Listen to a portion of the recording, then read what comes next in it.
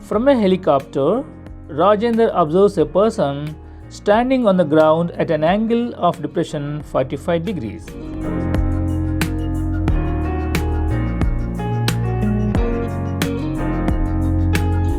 If the helicopter is flying at a height of 500 meters from the ground, what is the distance of the person from Rajendra? Solution.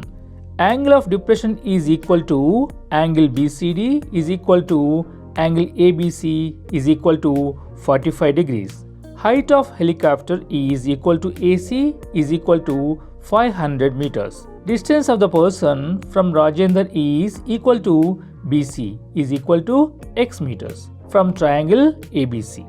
Sin 45 degrees is equal to AC by BC, which implies 1 by root 2 is equal to 500 by x, which implies x is equal to 500 root 2 meters. Therefore, distance of the person from Rajendra is equal to 500 root 2 meters.